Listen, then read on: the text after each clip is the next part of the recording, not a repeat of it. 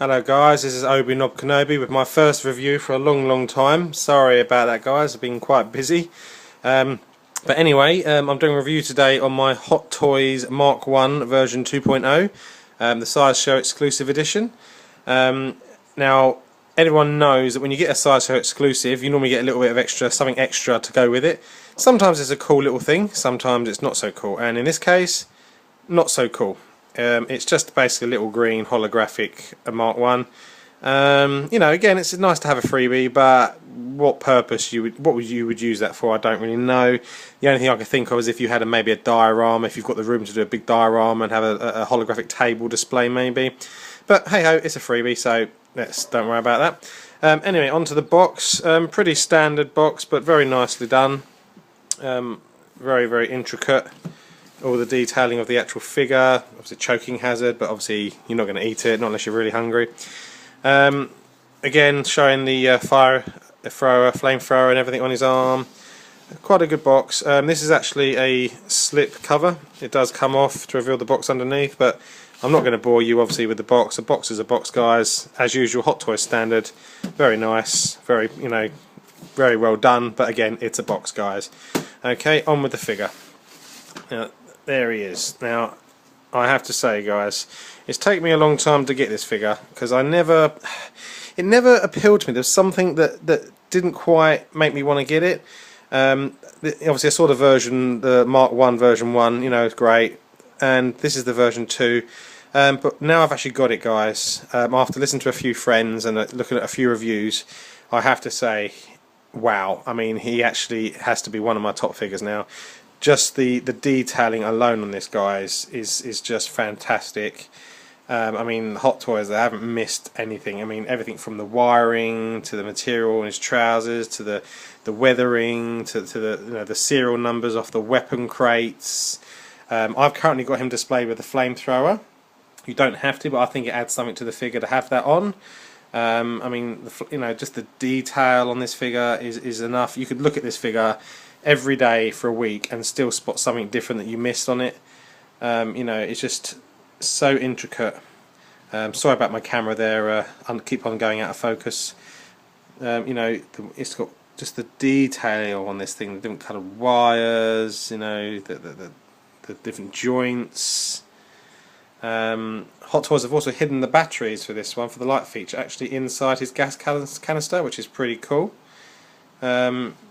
You know, again, you know, just absolutely fantastic, guys.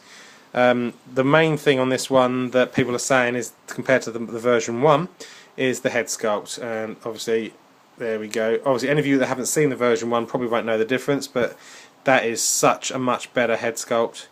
Definitely, you can see it's Mr. Stark, Robert Downey Jr., much better. The other version was a little bit more, dare I say it, Barbie doll-ish. You know, it was good. You could see it was him, but not what we expect from Hot Toys. This is a lot more realistic, guys. A lot more what you'd expect to pay to get for the money you pay. He does have a light up feature, as I said. If I just turn him round and turn on the little button there.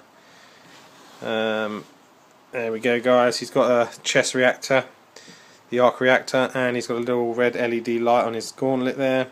I personally would have liked a little light in the flame. Maybe like you get in the Ghost Rider. You know, it probably wouldn't have taken much for Hot Toys to put a bulb somewhere so that a little bit of light shone through the flame. But, you know, that's not a complaint. That's just a little suggestion. You know, that would have been nice. But again, you're not going to have it on display with the lights on all the time, not unless you're rich and can afford to buy a brand new set of batteries every day. But, you know, all in all, guys, this is a fantastic figure. I mean, the base is brilliantly done, just like, you know, the cave floor. The articulation on this figure as well. I mean, you'd look at him and you think, well, you know, he's got so much armour and that you're not going to be able to move him, you're not going to be able to pose him. But I have to say, the articulation on this figure is really good, guys. You know, he's got obviously not as much movement as some of the other figures, but you know, you can still move his arms, his legs, in pretty much any pose you want.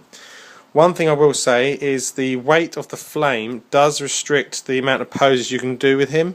If you try and have it sort of waist height, it does tend to, oh, it's going to prove me wrong now and it's going to stay there, but quite often it won't stay there. It will actually move down. So you either have to have it in a down position or slightly elevated, but as I say, it's proving me wrong at the moment, guys, and it's staying there, so fantastic. But yeah, on the whole, guys, this is a truly remarkable figure, and anyone that collects Hot Toys, especially any Iron Men, you'd really need this to complete your collection, guys. Even if you've got the version 1, I would recommend getting the version 2.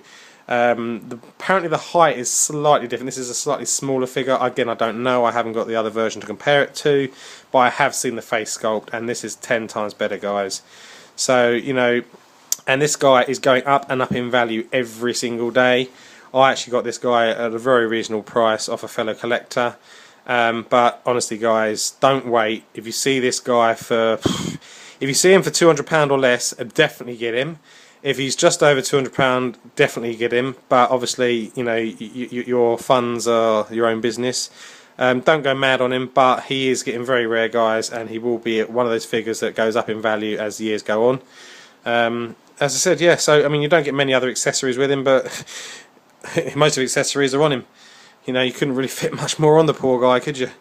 Anyway, so that's my review, guys. I hope I've covered most of what you wanted to know. If I haven't, then please drop me a message. This is Obi-Wan Kenobi signing off. Cheers, guys. Bye.